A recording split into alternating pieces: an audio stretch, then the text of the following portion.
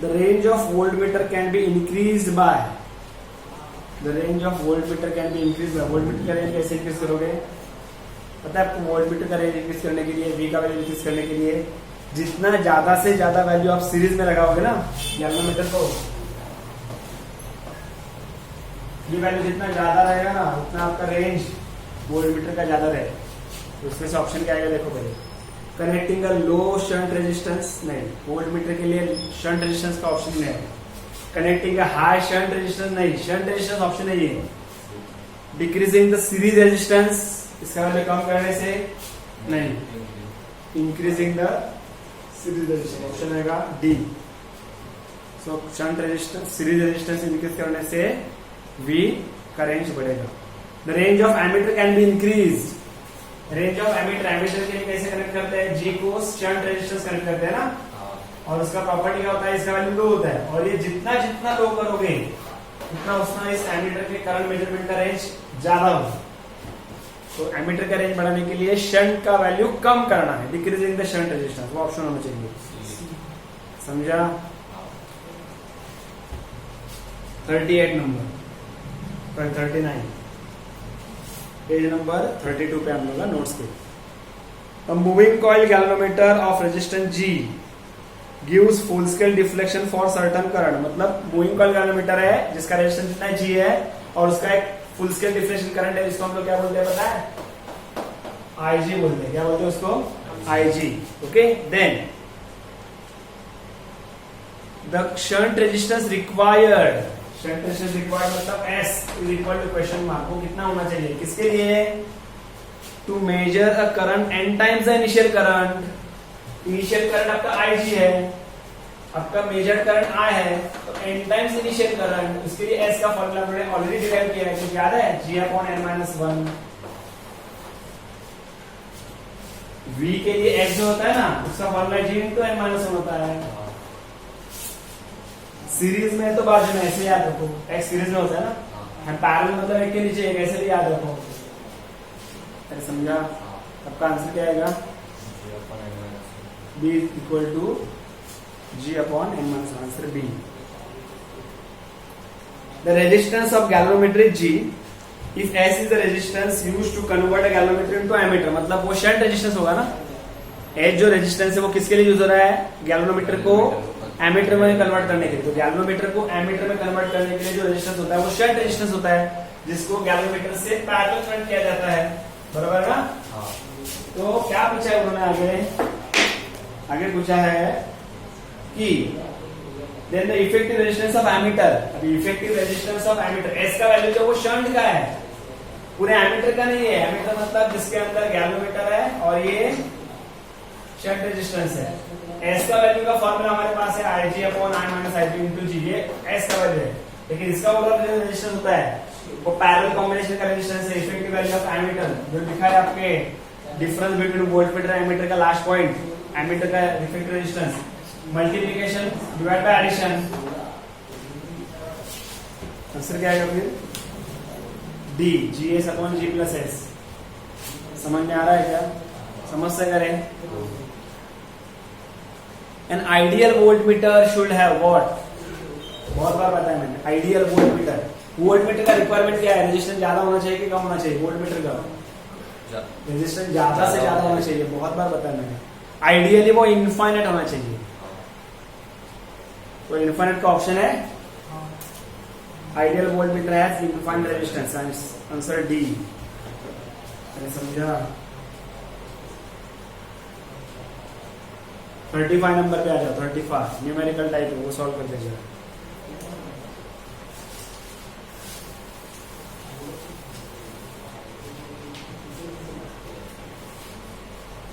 Deflection in the moving coil galvanometer is reduced to half. Deflection कितना आता है? एक मिनट, क्या है? तो deflection moving coil galvanometer is reduced to half, मतलब पहले वो समझो इधर था ना 30 0 30, इसमें जो 30 आ रहा था वो 0 पे आ रहा है। 30 आने के बजाय क्या आ रहा है? 0 पे, मतलब जो मैक्सिमम था अभी क्या आ रहा है? हाफ आ रहा है, रिड्यूस्ड टू हाफ। देन क्या पूछा है?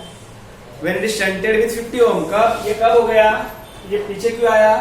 जब इसको एस का वैल्यू कितना लगाया 50 ओम कनेक्ट कर दिया था। उसके बाद क्या पूछा है?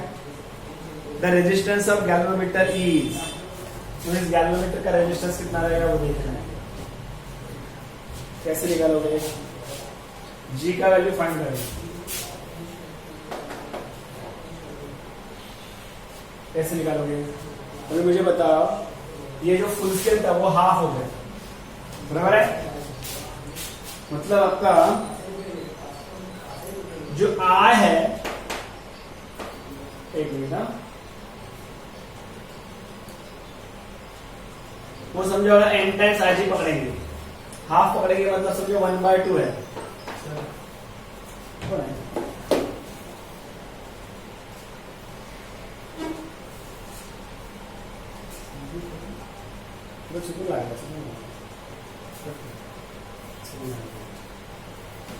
इधर देखो, तो I is equal to 1/2 IG क्यों लिया? क्योंकि आपका IG था, लेकिन आपका जो अभी डिफ्लेक्शन हो गया, क्या हो गया? वो हाफ हो गया।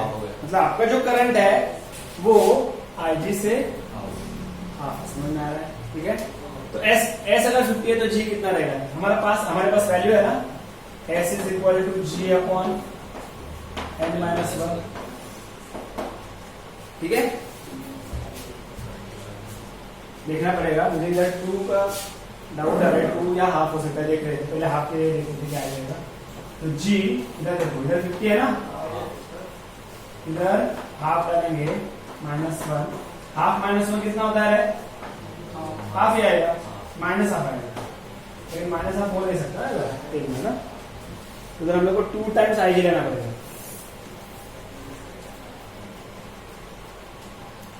एक मिनट, उसमें 2 टाइम्स IG लेंगे। आंसर क्या दिया उन्होंने? 35 में 50 ओम ही दिया है ना।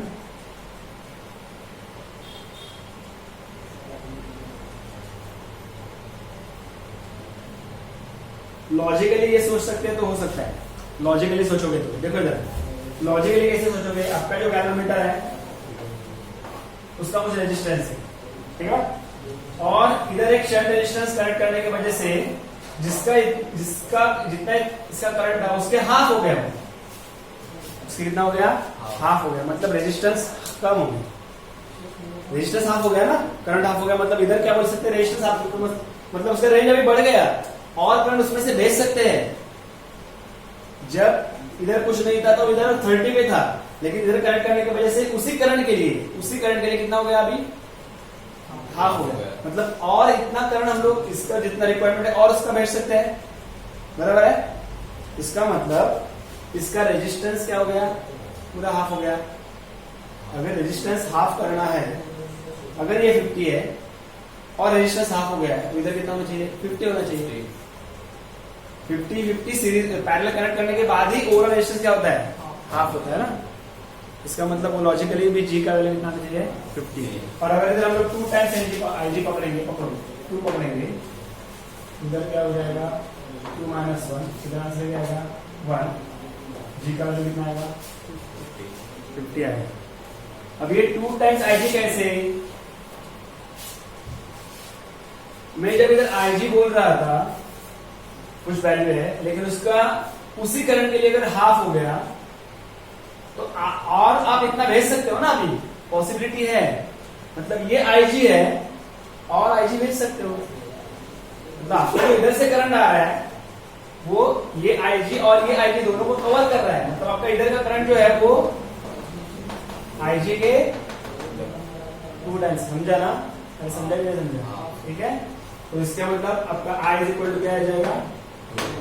मतलब जब आपका डिफ्लेक्शन रिड्यूस होगा ना, उतने वो मल्टीपल टाइम होगा। आपका हाफ हो गया तो आपका जो I है वो 2 टाइम्स IG है। आपका 1/4 हो गया तो आपका I जो है वो 4 टाइम्स IG है। समझा? ऐसे याद रखो, ये ठीक है, याद रखना है। ठीक है, तो इधर लिखो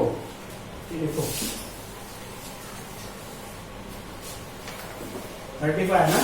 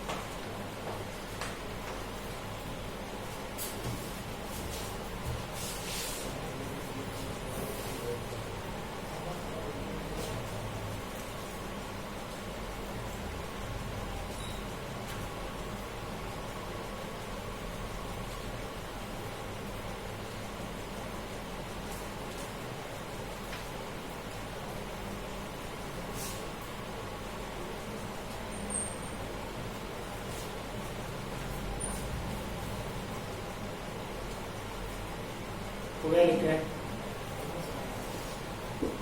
जी कितना मिला 50। देखो आपका फुल स्केल डिफ्लेक्शन का करंट हाफ हो गया, तो आपका जो करंट है वो 2 टाइम्स आई जी। आपका फुल स्केल डिफ्लेक्शन का करंट 1/4 हो गया, तो आपका जो करंट है वो 4 टाइम्स आई जी। ठीक है,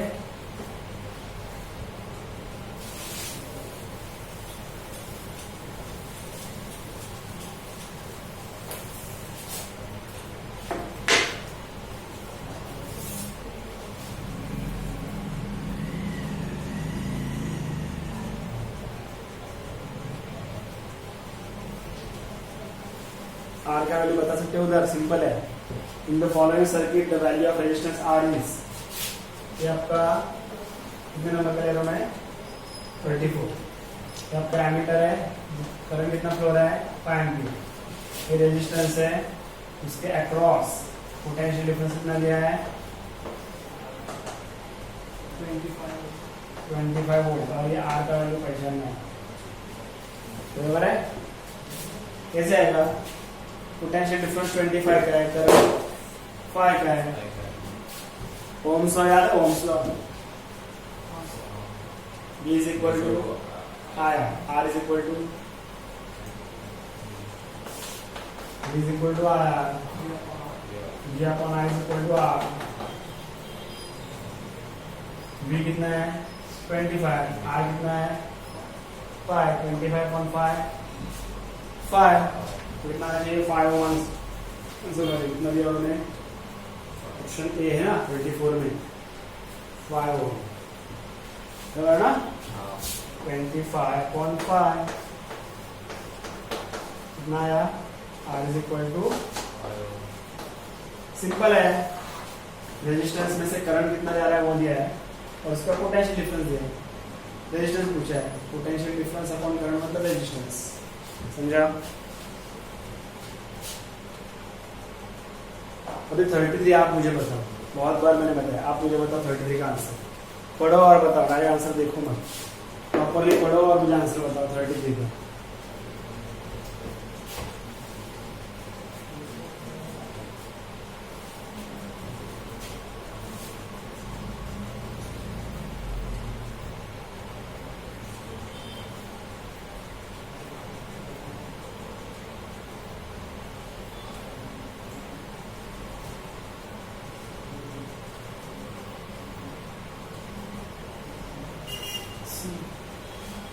सी आएगा,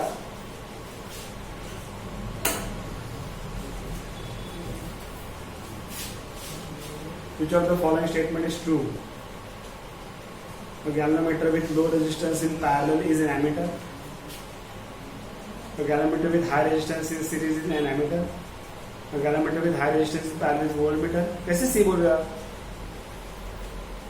एमीटर क्या होता है, गैल्वेनोमीटर को पैरेलल रेजिस्टेंस उसको एमीटर बोलते हैं ना, और इसके वैल्यू लो होना चाहिए, तो answer A should be right ना। और galvanometer with low resistance in parallel, अरे समझ में आ रहा है ना। आपने जो सी आंसर बताया उसमें क्या हो रहा है, गैल्वेनोमीटर विद हाई रेजिस्टेंस ठीक है, लेकिन वो पैरेलल में थोड़ी होता है, इससे नहीं आएगा। Galvanometer with low resistance in parallel नहीं आएगा। वोल्टमीटर, वोल्टमीटर के लिए सीरीज में होना चाहिए एंड एमीटर में के लिए पैरेलल होना चाहिए। आपको जो सी एंड डी में क्या है, वोल्टमीटर बोला है लेकिन पैरेलल कनेक्शन है, बी में एमीटर बोला है लेकिन सीरीज कनेक्शन है, ए में ही सही बोला है, एमीटर बोला है और पैरेलल कनेक्शन है, low resistance value parallel. Answer क्या आएगा ए।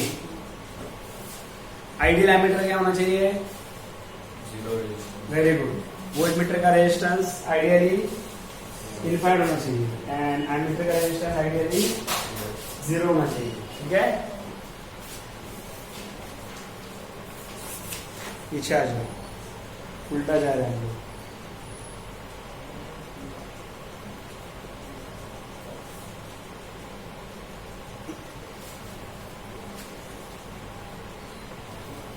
In a potentiometer experiment, if L1 is the balancing length for EMF of cell of interventions R, समझ में आ रहा है क्या?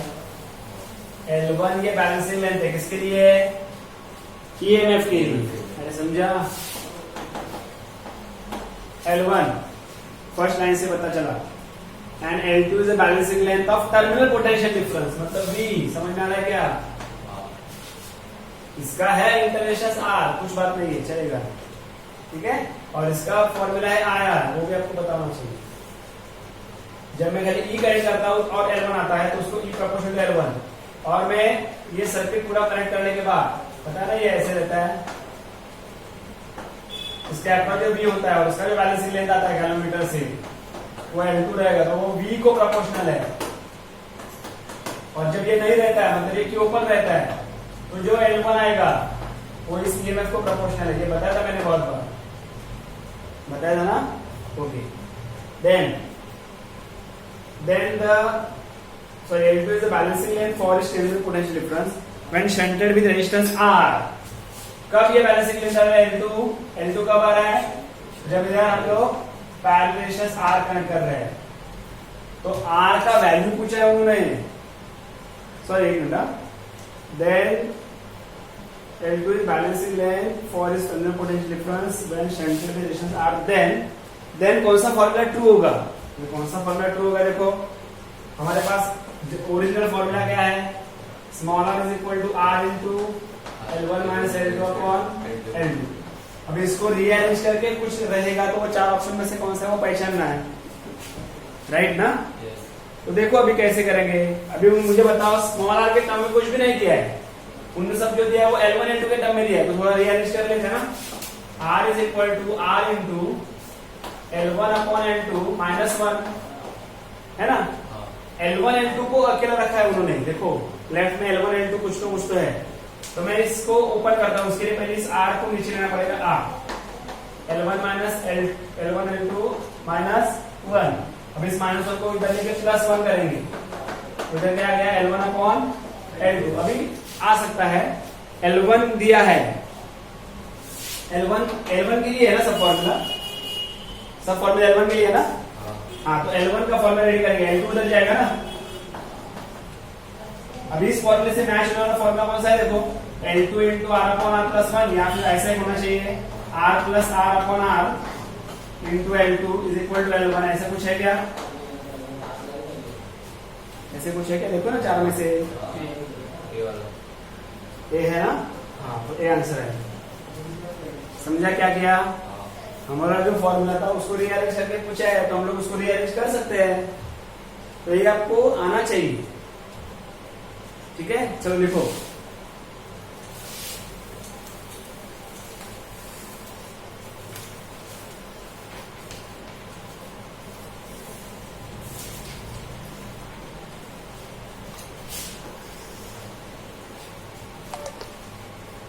और इधर लिखो नीचे आंसर ए, ऐसे लिखो, मेंशन करो।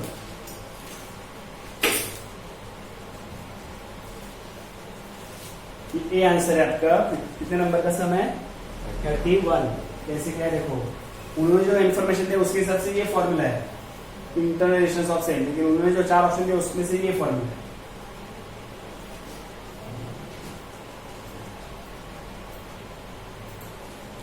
Number, page number 31, MCQ number 30। When unknown resistance is determined by the meter bridge, मतलब मीटर ब्रिज को याद करो,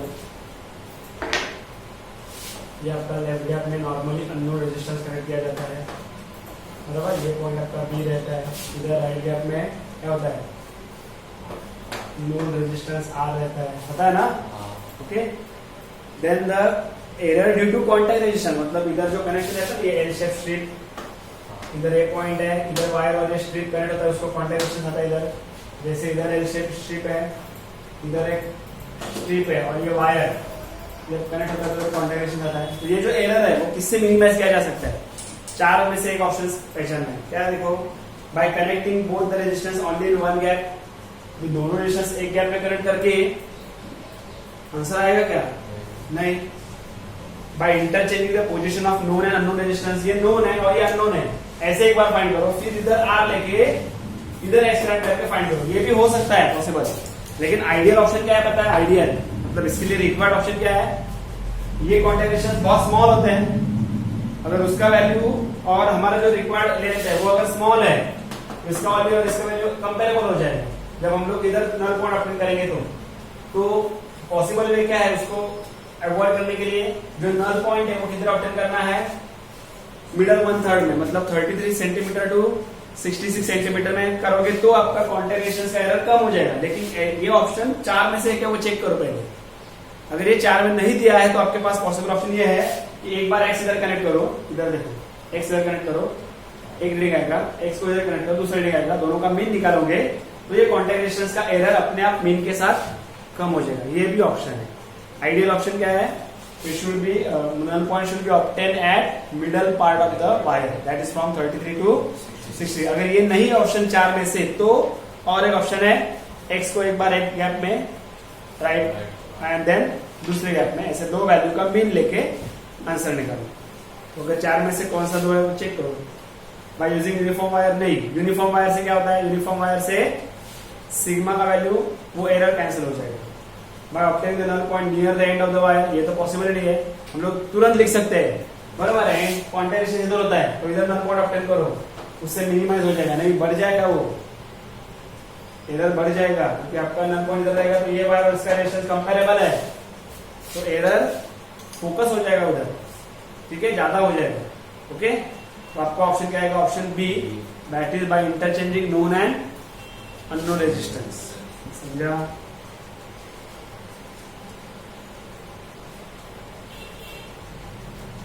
उसके बाद 28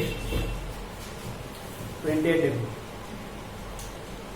Kirchhoff's voltage law and current law are respectively in accordance with the conservation of, मैंने बताया था ना ये, current law conservation of charge, voltage law conservation of energy. तुमने पहला कौन सा नाम लिया है, वोल्टेज लॉ लिया है, तो हम लोग कंफ्यूज हो सकते हैं। वोल्टेज लॉ के लिए एनर्जी, करंट लॉ के लिए चार्ज।